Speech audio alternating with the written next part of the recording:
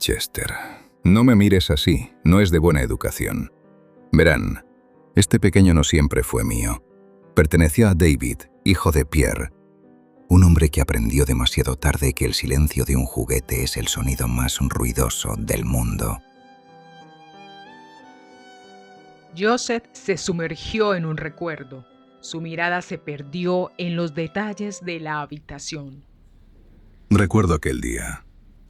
El aire en la ventana del garaje era espeso, impregnado de un aroma a madera envejecida y suciedad acumulada. Dentro se podía ver una a una las mesas repletas de objetos. Me sentía como un arqueólogo en busca de tesoros. Mi traje elegante, un poco desgastado, se mezclaba entre el color marrón de las mesas. Observaba con tranquilidad cuando de pronto un sucio pasó a través de mis lentes introduciéndose en mi ojo. Me quité los anteojos bifocales y saqué un pañuelo para limpiarlos. Cuando volví a usarlos, lo vi.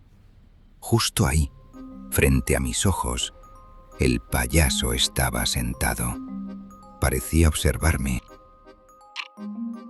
El payaso tenía cabellos rojos rizados, nariz roja, labios rojos y un maquillaje ligeramente blanco. Sus ojos azules estaban caídos, con una expresión que no era triste exactamente, pero tampoco alegre. Era la expresión de algo que ya sabe demasiado. Lo que más me llamó la atención fue su sonrisa fija e inquietante. Estaba sentado con unos platos de metal en sus manos, una chaqueta azul con bolas de colores, un pantalón de rayas negras y blancas, zapatos rojos de punta blanca y un enorme moño amarillo con puntos negros. Grande, absurdo. El tipo de cosa que solo tiene sentido en las manos de un niño. Chester, así se llama. Pensé al ver su nombre cosido en un minúsculo trozo de tela que se asomaba por el puño de su chaqueta. Joseph se acercó cautelosamente, sintiendo una mezcla de curiosidad y desconfianza.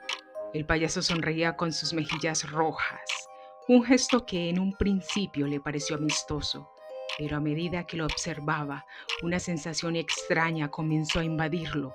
Su sonrisa parecía demasiado amplia, casi como si escondiera un secreto oscuro. Se apresuró a contactar a la mujer que lo vendía.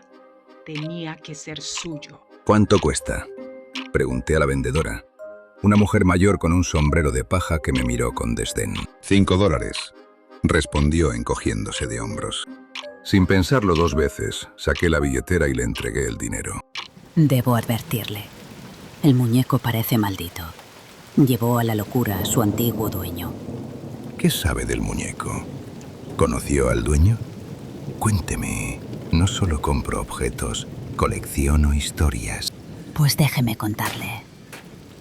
Verá usted, este muñeco perteneció a un hombre llamado Pierre. Pierre era zapatero. No sé si eso importa, pero supongo que sí, porque un zapatero no descansa. Un zapatero no puede darse el lujo de que le tiemblen las manos. Tiene que martillar, coser, agujerear el cuero. Pierre lo sabía.